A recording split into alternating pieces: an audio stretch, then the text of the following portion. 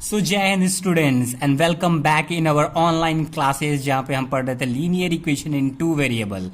और linear equation two variable में हम वर्ड्स प्रॉब्लम डिस्कस कर रहे थे और आज का टॉपिक है application to problems based on time, distance and speed.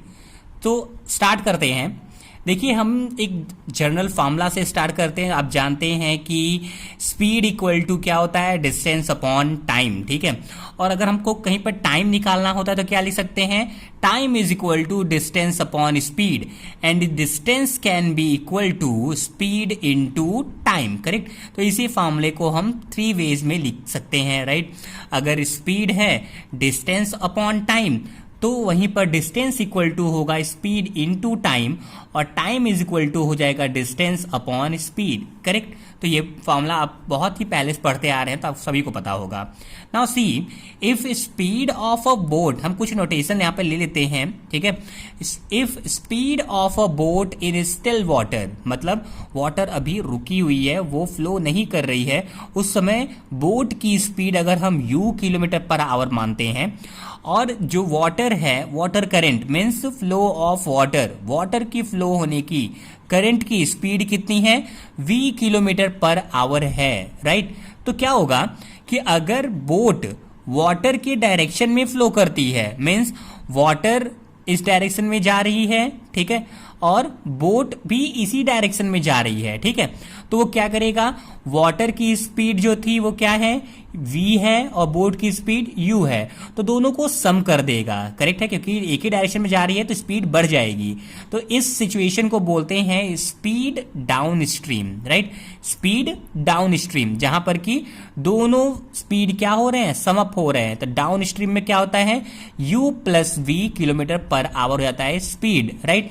लेकिन अगर हम बात करते हैं कि करंट जो है, वाटर स्ट्रीम जो है, वो v किलोमीटर पर आवर से इधर जा रहा है और boat u kilometre per our से इधर आ रहा है। देखिए, अपोजिट डायरेक्शन है ना, तो ये कहीं ना कहीं बोट की स्पीड का अपोज करेगा, इसलिए यहां पे u माइनस वी होगा। Right. u minus V kilometre per hour इस सिचुएशन में स्पीड हो जाएगी और इसे बोलते हैं speed downstream, upstream, sorry. Right. So in speed upstream the speed will be u minus V, in case of speed downstream speed will be u plus V kilometre per hour. यहां पर क्या होता है, दोनों का speed sum up होता है, यहां पे स्पीड डिफरेंस हो जाता है क्योंकि अपोजिट हो जाती है दोनों की स्पीड, यहां पे एक ही डायरेक्शन में रहती है speed. Okay. Now we will take an example based on distance, time and speed. You can see the example. A man travels 370 km partially by train and partially by car. एक आदमी है जो कि 370 kilometre की distance जो है वो दो तरीके से कवर कर रहा है, कुछ ट्रेन से चलकर और कुछ कार से चलकर। Right. If he covers 250 kilometre by train and rest, बाकी बचा हुआ डिस्टेंस जो है बाई कार। अब देखना पड़ेगा कि अगर 250 किलोमीटर वो ट्रेन से जा रहा है तो बाकी बचा कितना डिस्टेंस, 370 माइनस 250 यानी 120 किलोमीटर वो कार से जाएगा। And it takes him 4 hour, उसे टोटल कितना समय लगता है, 4 आवर्स लगते हैं। अब आते हैं, पहले इतना तो हम कवर कर लेते हैं कि यहां तक के क्वेश्चंस का मीनिंग क्या निकल रहा है। हमें पहले ये समझना पड़ेगा कि let the speed of train and car are x kilometre per hour and y kilometre per hour respectively. चूंकि मैन जो है वो ट्रेन से भी चल रहा है और कार से भी चल रहा है, तो ट्रेन की स्पीड हो गई x किलोमीटर और कार की स्पीड हो गई y किलोमीटर पर आवर। अब हमें पता है कि speed equal to distance upon time, at the same time time is equal to distance upon speed, ये फॉर्मूला हमें पता है। अब ध्यान दीजिए कि मैन जो समय ले रहा है ट्रेन से चलने में प्लस मैन समय ले रहा है कार से चलने में, वो टोटल टाइम होगा। Correct. Means man travel the distance with the help of train and man cover the distance by car. Right. Total time will be this. Right. तो हम लिख सकते हैं, अब देखिए मैंने तक क्या बताया, time equal to distance upon speed. तो ये जो टाइम है जो ट्रेन से चल रहा है वो डिस्टेंस अपॉन स्पीड के फॉर्म में लिखते हैं। तो ट्रेन से कितना डिस्टेंस कवर किया मैन ने, 250 kilometre. Right. 250 kilometre if cover 250 kilometre by train, तो 250 किलोमीटर बाई ट्रेन, और कितने समय में कितनी इसकी स्पीड थी, यहां पर देखिए, तो डिस्टेंस तो उसने कवर किया 250 और स्पीड क्या थी ट्रेन की x, तो 250 अपॉन x हो गया, प्लस, करेक्ट, प्लस कार की हम देख लेते हैं टाइम कितना लगा, कार से चलने में टाइम कितना लगा, time equal to speed upon time equal to distance upon speed, ठीक है। तो डिस्टेंस कितनी है कार से, मैंने बताया कि अगर 250 किलोमीटर वो ट्रेन से जा रहा है तो बाकी 120 किलोमीटर जो होगा वो किससे जाएगा, कार से जाएगा, तो 120 अपॉन स्पीड कितनी है कार की y, तो 250 upon x plus 120 upon y equal to 4, total time कितना लगा 4 आवर्स। अब क्वेश्चन को आगे बढ़ाते हैं, देखिए क्या कराई, this is first equation. Next चलते हैं, बट यदि if he travel 130 kilometre by train, अब देखिए ट्रेन से 130 किलोमीटर, इसका मतलब टाइम को देखते हैं क्योंकि टोटल टाइम दिया हुआ है ना, ही टेक 18 मिनट लॉन्गर, अगर वो 130 किलोमीटर ट्रेन से चले, बाकी डिस्टेंस वो कार से चले तो उसको 18 मिनट ज्यादा लगता है, राइट। तो पहले देखते हैं ट्रेन कितना चला 130 किलोमीटर, राइट, तो 130 अपॉन ट्रेन की स्पीड x, तो 130 अपॉन x, 130 अपॉन x, क्यों, क्योंकि यहां पे हम टाइम ले रहे हैं, टाइम इक्वल टू क्या होता है डिस्टेंस अपॉन स्पीड, डिस्टेंस कितना चला 130, स्पीड क्या है x, प्लस बाकी बचा डिस्टेंस कितना, अगर टोटल डिस्टेंस था 370 तो बाकी बचा डिस्टेंस होगा 240, 130 चल दिया है ट्रेन से, बाकी कितना बचा 240, तो 240 वो कार से चला तो 240 distance upon speed of car y equal to, उसको समय कितना लग रहा है 4 आवर्स, तो पहले ही लग रहे थे लेकिन अब 18 मिनट ज्यादा लग रहा है, तो 4 आवर्स 18 मिनट। अब देखिए 4 आवर विल रिमेन सेम, और 18 मिनट को हम आवर में अगर कन्वर्ट करेंगे तो 18 अपॉन 60, क्योंकि मिनट को हम लोग किसमें कन्वर्ट कर रहे हैं आवर में, तो 60 से डिवाइड करना पड़ेगा, तो 18 अपॉन 60, राइट। इसको कट करते हैं,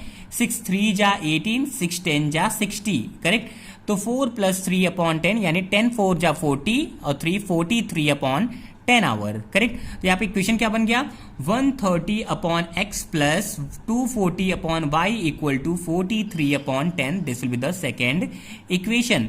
अब दोनों इक्वेशन को ध्यान से देखिए, इन्हीं दोनों इक्वेशन को हमें सॉल्व करना है, करेक्ट। इन दोनों इक्वेशन को सॉल्व करने के लिए हम 1 अपॉन x को मान लेते हैं क्या u, और 1 अपॉन y को मान लेते हैं v, क्यों, क्योंकि 1 अपॉन x यहाँ पे भी है, यहाँ पे भी है, 1 अपॉन y यहाँ पे भी है, यहाँ पे भी है, तो 1 upon x equal to u and 1 upon y is equal to y मान लेते हैं, ओके। तो न्यू इक्वेशन बन जाएगा, so 1 upon X equal to U and 1 upon Y equal to V. तो इक्वेशन क्या बन जाएगा, पहले था 250 अपॉन एक्स, तो ये बन गया 250 U plus 120 V equal to 4 and 130 U plus 240 V equal to 43 upon 10। जहां पर 1 अपॉन एक्स था वहां पर u रख दिया, जहां पे 1 अपॉन वाई था वहां पे v रख दिया, तो इक्वेशन कुछ इस फॉर्म में मोल्ड हो गया, राइट। अब देखिए हम क्या कर दें, अगर 120 में 2 से मल्टीप्लाई कर देंगे तो 240 बन जाएगा, है ना। मीन्स इक्वेशन थर्ड में हम किससे मल्टीप्लाई कर दें, 2 से मल्टीप्लाई कर देते हैं, करेक्ट। तो equation third multiply by 2 multiply करके इक्वेशन 4 को सब्ट्रैक्ट कर दीजिए, क्योंकि साइन सेम है, अगर ये 240 हो जाए और इसमें से इसको माइनस कर देंगे तो कट जाएगा, करेक्ट। तो equation third multiply by 2 minus equation 4, multiply करिए इक्वेशन थर्ड में 2 से, तो 250 into 2 500 U plus 240 V 120 multiply by 2, correct, equal to 2 4 जा 8। यहां पर सेम इक्वेशन हम उतार देंगे, सब्ट्रैक्ट करते हैं तो क्या हो जाएगा 240 minus 240 cancel, 500 U minus 130 370 U equal to 8 minus 43 upon 10, subtract हो जाएगा, 10 8 जा 80 माइनस 43 अपॉन 10, सब्ट्रैक्ट करेंगे 37 अपॉन 10 आ गया। तो u की वैल्यू क्या होगी, u इक्वल टू 37, ये डिनोमिनेटर में जाएगा, यहां पर 10 इंटू 370, तो 37 बन जा 37 और 37 10 जा 370, तो 1 अपॉन 100, u की वैल्यू आ गई 1 अपॉन 100, और इस u की वैल्यू हम पुट कर दें इक्वेशन थर्ड में, फोर्थ में भी कर सकते हैं, इक्वेशन थर्ड में करते हैं।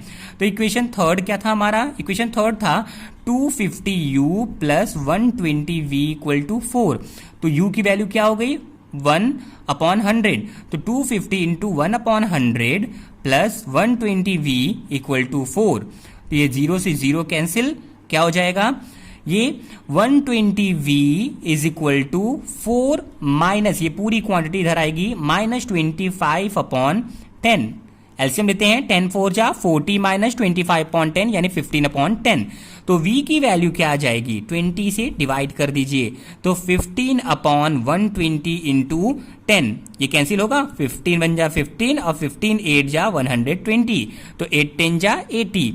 तो v की वैल्यू क्या आ गई, 1/80, करेक्ट है। अब ध्यान दीजिए, u की वैल्यू है 1/100 और v की वैल्यू है 1/80, करेक्ट। अब u v तो हमने खुद माना है ना, बट u इक्वल टू है क्या, 1/x, तो u की वैल्यू 1/100 इक्वल टू 1/x, यानी x की वैल्यू 100। उस तरीके से v की वैल्यू 1/80 आई है, जबकि हमने 1/y माना था, तो y की वैल्यू 80, x की वैल्यू 100 किलोमीटर पर आवर और y की वैल्यू 80 किलोमीटर पर आवर। तो x क्या था, speed of train equal to 100 और speed of car equal to 80 kilometre per hour. Okay, now come to the next question. A boat covers 32 kilometre upstream and 36 downstream in 7 hours. ठीक है, step by step चलते हैं, जैसे जैसे question बढ़ते जाएंगे वैसे सॉल्व करते जाएंगे। ठीक है, देखिए 32 किलोमीटर अपस्ट्रीम, मैंने बताया था पहले ही कि अगर हम बोट की स्पीड को x किलोमीटर पर आवर मानते हैं और स्ट्रीम की स्पीड को y किलोमीटर पर आवर मानते हैं, तो स्पीड अपस्ट्रीम में क्या होता है, अपस्ट्रीम मतलब कि अपोजिट चल रहा है। ठीक है, बोट जो है वो स्ट्रीम के डायरेक्शन के अपोजिट जा रहा है। ठीक है, तो अपोजिट होगा तो क्या हो जाएगा, डिफरेंस हो जाएगा, राइट। तो x माइनस वाई, और डाउन स्ट्रीम में क्या होता है, स्ट्रीम के डायरेक्शन में ही बोट जा रही है, तो स्पीड क्या होगा, सम होगा। तो अप स्ट्रीम में x माइनस वाई और डाउन स्ट्रीम में x प्लस वाई।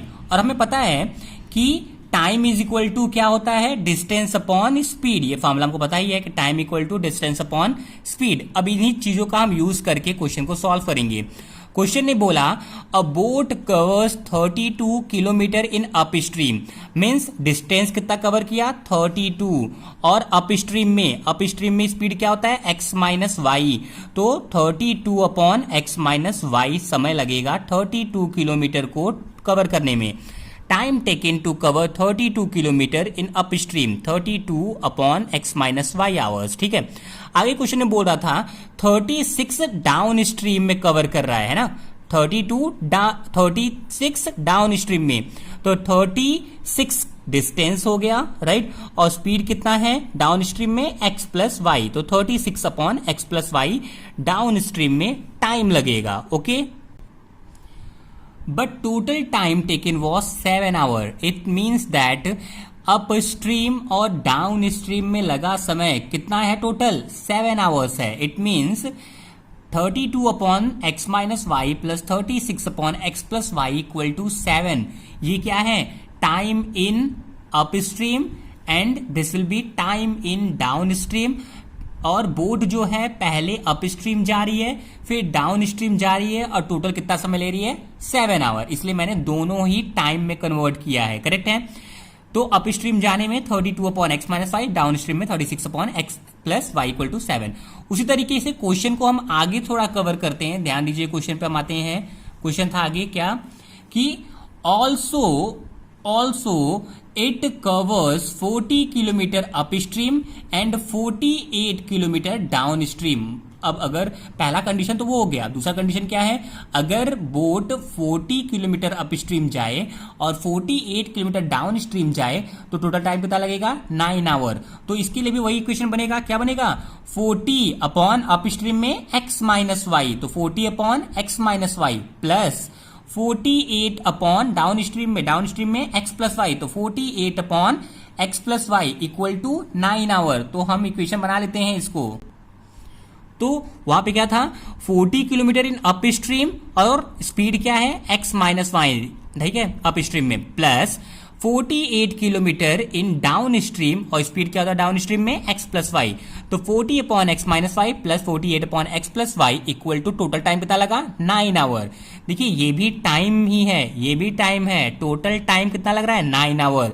ये टाइम क्यों है, क्योंकि time equal to distance upon speed, right, time equal to distance upon speed, correct. यहां पे अप स्ट्रीम जाने में 40 डिस्टेंस ट्रेवल किया और डाउन स्ट्रीम में 48 और ये स्पीड हो गया, करेक्ट। अब देखिए ये दोनों इक्वेशन सॉल्व करके हम एक्स वाई की वैल्यू निकालेंगे। तो देखिए दोनों में 1 अपॉन एक्स माइनस वाई है, दोनों में 1 अपॉन एक्स प्लस वाई है, तो 1 अपॉन एक्स माइनस वाई को यू मान लिया और 1 अपॉन एक्स प्लस वाई को हमने वी मान लिया, ओके। तो इक्वेशन कन्वर्ट हो जाएगा 32u plus 36v equal to 7, 40u plus 48v equal to 9, correct. अगर हम इसको लेफ्ट साइड में लेते हैं, इसको हम क्रॉस मल्टीप्लीकेशन सॉल्व करते हैं, ठीक है, थोड़ा इजी होगा। 7 को लेफ्ट साइड में लाते हैं, 9 को लेफ्ट साइड में लाते हैं, तो ये हो जाएगा 32u plus 36v minus 7 equal to 0 and 40u plus 48v minus 9 equal to 0। Now see equation क्या बन गया, 32u plus 36v minus 7 equal to 0 and 40u plus 48v minus 9 equal to 0, ठीक है। तो ये a1 a2 b1 b2 c1 c2 cross multiply apply कर रहे हैं यहां पर हम, है ना। तो a1 b1 c1 a2 b2 c2, तो u v वेरिएबल है यहां पर, तो u अपॉन इसको हाइड करते हैं 36 इंटू माइनस 9, ठीक है, minus 48 into minus 7, correct. Now v को निकालते हैं इक्वल टू v को हाइड कर लीजिए, क्या हो जाएगा -7 -9 और ये 32 और 40 इधर आएगा, ठीक है। तो -7 इंटू 40, राइट, और -9 इंटू 32 बीच में माइनस, करेक्ट। कांस्टेंट के लिए हाइड कर लीजिए इसको, 32 into 48 minus 40 into 36, 40 into 36, correct.